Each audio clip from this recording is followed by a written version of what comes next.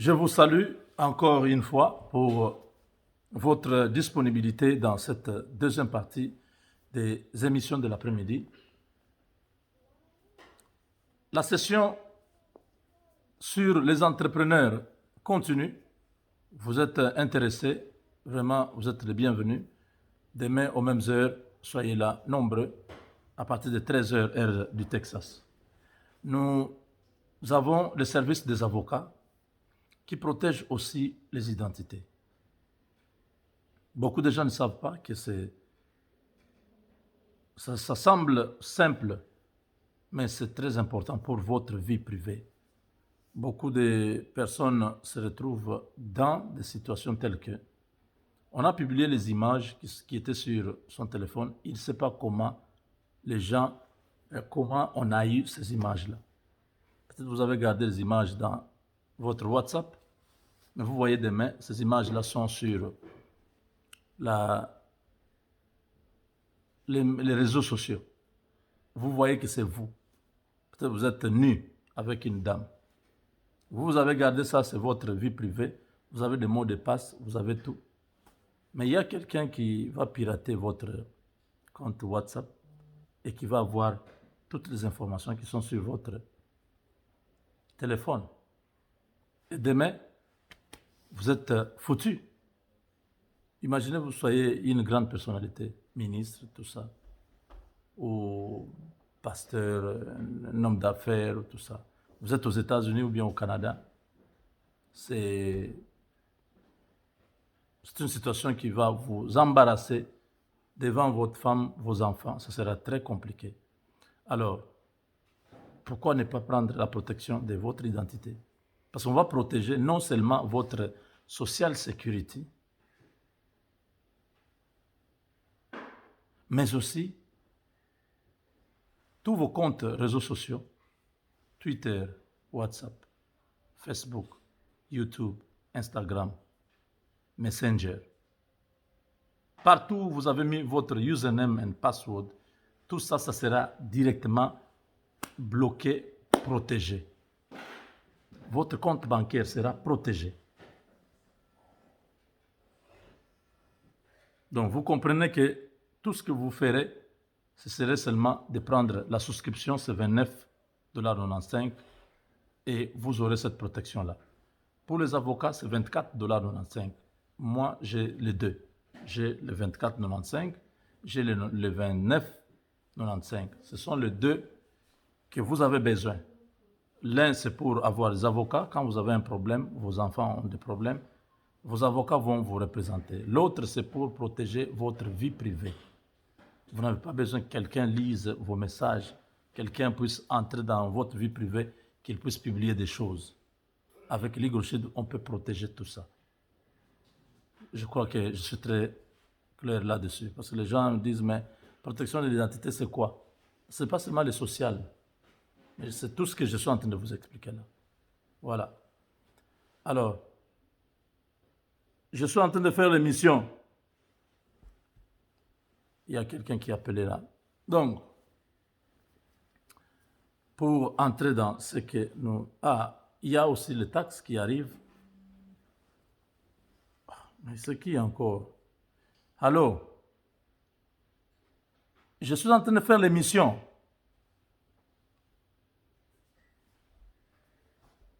Je lui ai dit, il insiste, il appelle encore. Vraiment, c'est difficile. Hein? Il faut des fois répondre, puisque je m'excuse vraiment, ça perturbe beaucoup d'autres personnes. Ils disent, mais tu étais en train de parler, quand on t'appelle, ça te perturbe. Je suis là. Alors, il y a les taxes qui arrivent. Pour tous ceux qui ont leurs taxes cette année, c'est vraiment une grande expérience. Venez essayer avec nous. Vous avez été déçus, à gauche, à droite. Certaines choses vous n'avez pas aimé par ceux qui ont fait vos taxes l'année passée et tout ça. Il y en a qui ont reçu même l'argent de Economic Impact, l'argent ici qu'on donne à tout le monde. Certaines personnes de taxes ont refusé de donner aux bénéficiaires, disons, aux taxpayers. Normalement, quand on vous donne $600, ce n'est pas pour vous, Vous avez seulement fait les taxes.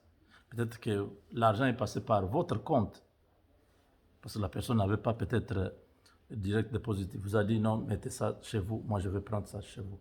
Quand on paye cet argent-là par le gouvernement de Trump, ça va arriver chez vous, ça ne va pas arriver chez les taxes payeurs. Mais quand vous avez aussi reçu cet argent d'autrui, il faut remettre les 600 $. Il y en a, il semble, qui sont en train de dire non, écoutez, je vais te donner 50%. Ça n'a pas de sens. Ça, c'est l'argent qu'on donne aux familles, on donne à tout le monde. Vous recevez seulement à les donner aux propriétaires. N'attendez rien. Si lui-même estime qu'il peut vous payer le carburant de 20 $, ce n'est pas un problème. Mais s'il trouve qu'il ne va pas vous donner quelque chose, vous êtes tax preparer. Vous préparez les taxes, limitez-vous à ça. Il vous a payé vos filles, les frais pour la préparation, 200 $, 250, ça dépendra comment vous allez vous entendre. C'est fini, vous vous arrêtez là. L'argent qu'on donne là, ce n'est pas votre argent. J'ai eu des plaintes comme ça, à gauche, à droite, les gens qui disent non, là-bas, on ne me donne plus mon argent, alors je viendrai seulement chez vous. Je dis, si vous avez été déçu quelque part, on a pris, on ne nous a pas aidé, venez faire avec nous les taxes. Vous ne serez pas déçus. Nous avons tout un service. C'est une équipe. Nous travaillons ensemble pour vous faciliter les choses. Chers amis, il y a aujourd'hui encore plusieurs militaires congolais qui venaient d'être tués dans le parc Virunga. On les appelle gardes, éco-gardes. Éco-garde, je crois que c'est écosystème, ou bien, oui, je crois écosystème garde. Les gardes qui, donc les agents qui protègent l'écosystème, qui protègent le parc Virunga. L'année passée, au mois d'avril, il y a eu plusieurs morts. Une attaque de l'armée rwandaise. Parce qu'il ne faut pas parler des rebelles. Il n'y a pas de rebelles. C'est l'armée de Kagame, l'armée rwandaise, qui entre chaque fois, parce que nous n'avons pas une armée qui défend le pays. C'est devenu comme si l'armée rwandaise peut entrer. Il y a, à un moment donné, je crois, je ne sais pas si je continue à voir ces documentaires-là.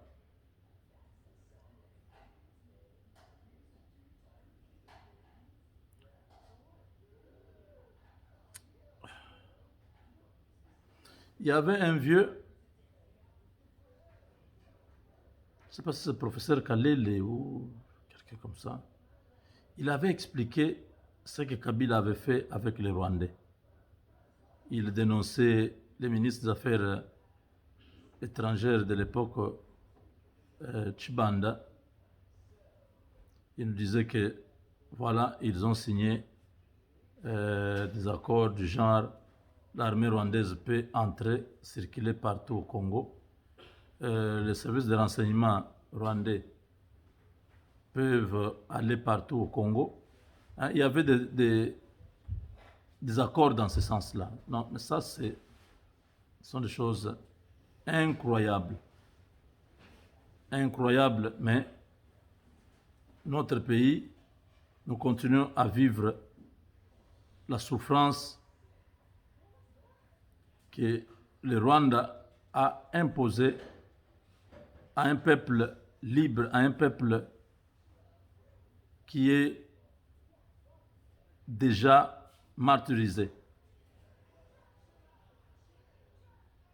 Je crois que cette vidéo-là, beaucoup de gens se rappellent. Il avait expliqué, aujourd'hui quand nous voyons combien de gens meurent à l'Est, on comprend que c'est par rapport à cet accord-là. Je ne sais pas si le président Tshisekedi a renouvelé l'accord en question.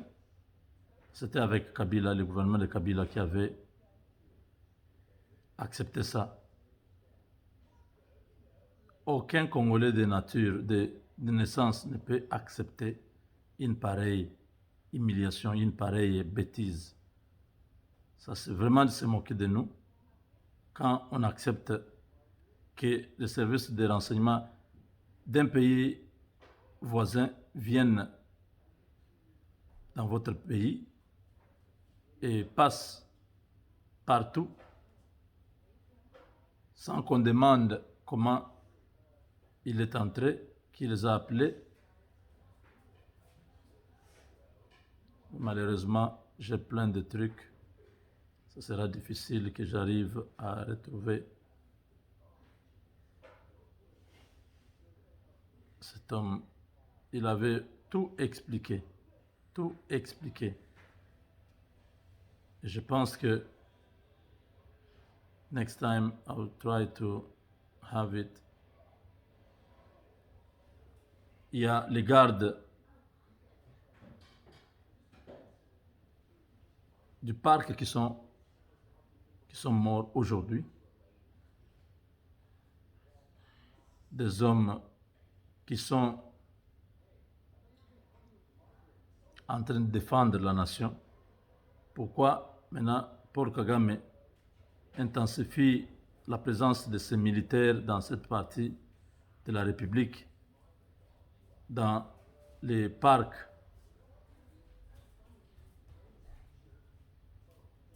peut-être pour faire partir tous les gardes qui vont commencer à avoir peur, qui vont lâcher, et comme ça, lui peut prendre facilement les animaux et les transférer au Rwanda.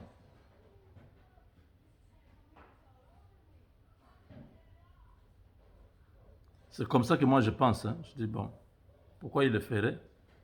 Donc s'il le fait, c'est pour que le terrain soit vide. Comme ça, il peut venir, il prend tous ces animaux, il transfère ça chez lui.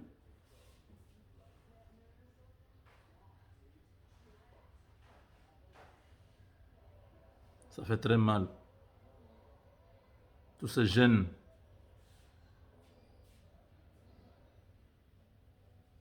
qui se font massacrer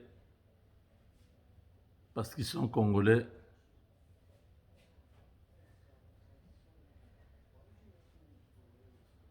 Il y en a qui laissent des enfants.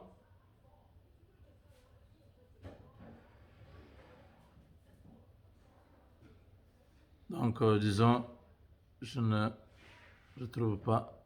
Si je vois ça prochainement, vous aurez droit à cela, chers amis. Les gardes de notre parc sont maintenant la cible. Ils tombent dans les embuscades, on les massacre tous. Pour que le message passe, que tous les autres gardes puissent seulement déserter. Et le parc sera libre. Les Rwandais peuvent venir, ils prennent les animaux, ils amènent au Rwanda. Point barre. Ils ont été tués aujourd'hui du côté de Rutshuru.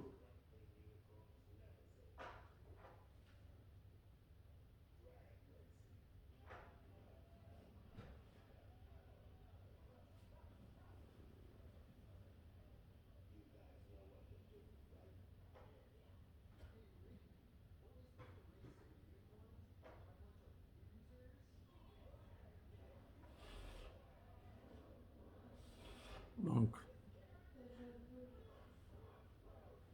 je pense que demain, l'Assemblée nationale sera en plénière pour examiner la pétition d'un membre du membre qui n'a pas été l'autre fois concerné, qui était malade. Ça sera demain. Et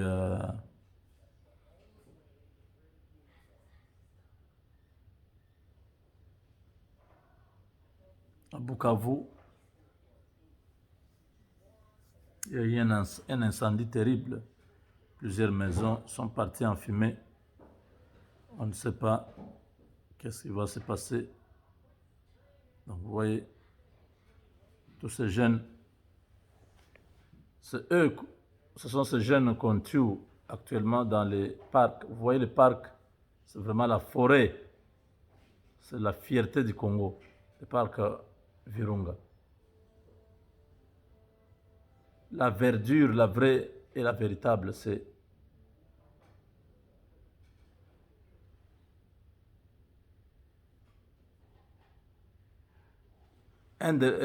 certains de leurs collègues ont été massacrés aujourd'hui par l'armée rwandaise de Kagame. Ils avaient tué déjà au mois d'avril. Maintenant, presque une année après, à peu près 8 mois après, c'est d'autres gardes qui tombent aussi dans les... Ils tombent dans une embuscade où ils seront tous assassinés.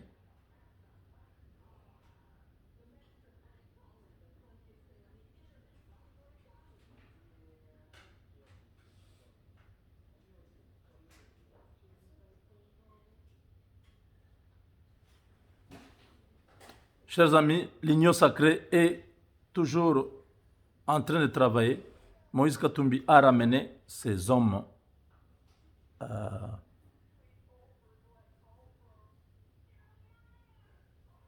dans la philosophie du président Félix. Il leur a dit non, nous avons deux choses. Nous luttons pour la stabilité du pays à l'est du Congo. Et deuxième chose, nous voulons travailler pour le peuple. Il faut que le peuple d'abord puisse fonctionner. Et je ne suis pas d'accord que certains d'entre vous puissent intoxiquer les réseaux sociaux en train de dire voilà, si on ne donne pas ce que nous avons besoin, nous allons claquer la porte. Messieurs et dames, nous ne sommes pas venus pour partager les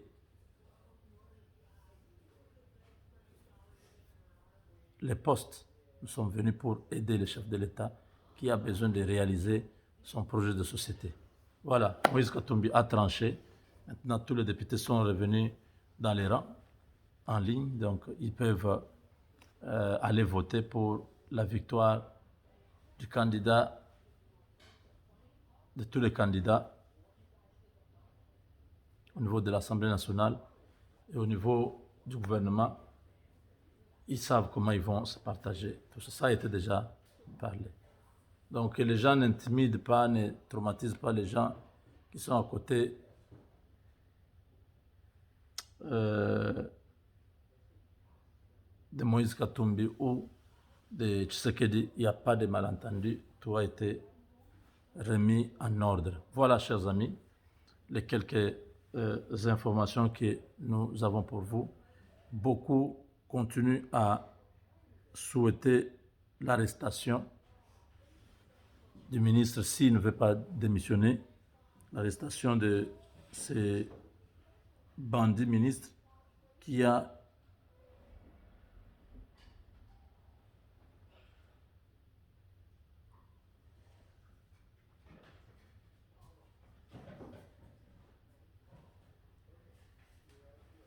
oui, oui.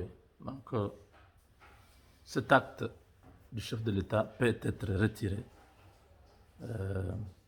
C'est vrai que le chef de l'État peut gracier qui il veut, mais nous, ici, nous disons, nous luttons contre les antivaleurs. On ne peut pas faire cette exception-là maintenant pour libérer ces gens. Ils doivent remettre l'argent. Ils doivent remettre l'argent et peut-être obtenir la réduction de leur peine. Mais sinon, ils restent en prison. Qu'ils rentrent en prison. Je dis bien, M. Makabuza doit rentrer en prison. M. Wenga doit rentrer en prison.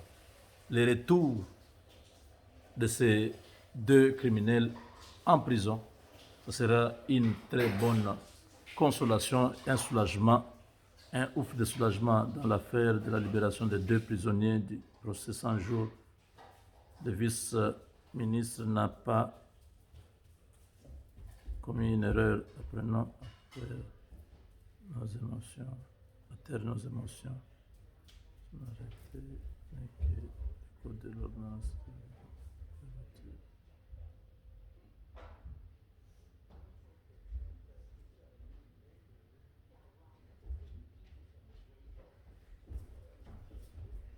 Voilà.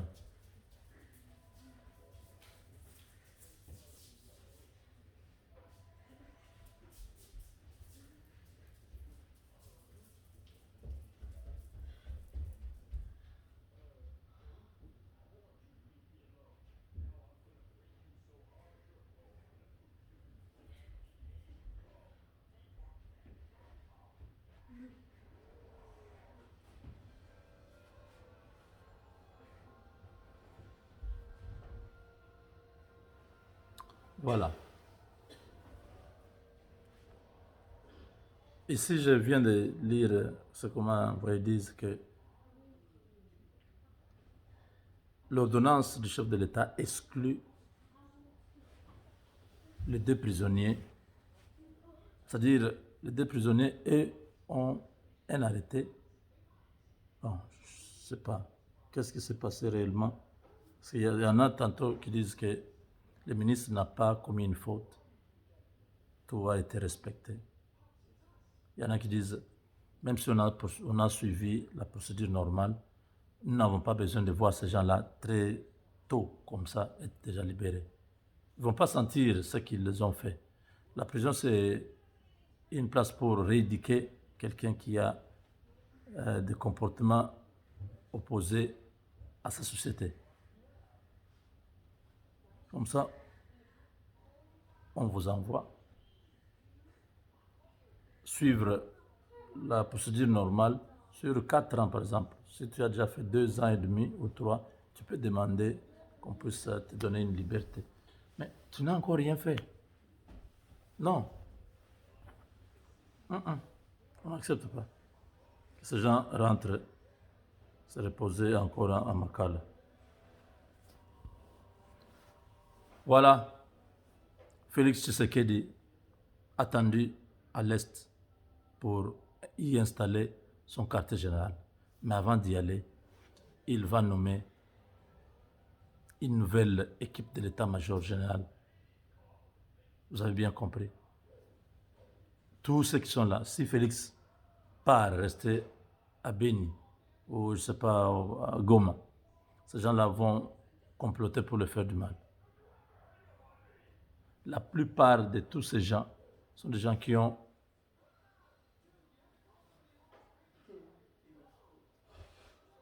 beaucoup d'argent. Donc il va s'attaquer à un nid. Vous connaissez les nids d'abeilles? Là où les abeilles se mettent pour commencer à produire les miels. On ne peut pas mettre la main dans un nid où il y a les abeilles. Quand ils vont te piquer, tu vas crier dans tous les sens. Tu vas aller boire l'eau, mauvais. Tu te jettes dans l'eau, mauvais. Tu enlèves les habits. Tu vas voir vraiment que c'est la fin du monde. Donc, Tshisekedi dit, en déclarant que j'aurai la paix quand il y aura, je dormirai en paix quand il y aura la paix à l'Est. Je vais venir m'installer ici. Toutes ces déclarations-là, c'est pas mauvais. Mais l'endroit où tu iras rester, sache que le Rwanda est à, je crois, 700 km. Et Kigali, ça fait près 700 km. Ouganda, la même chose. Burundi. Donc, il faut qu'ils puissent d'abord nettoyer, mettre certains en pension et nommer de nouvelles personnes, aller maintenant s'installer là-bas. Les résultats vont suivre. Avec Dieu, nous vaincrons.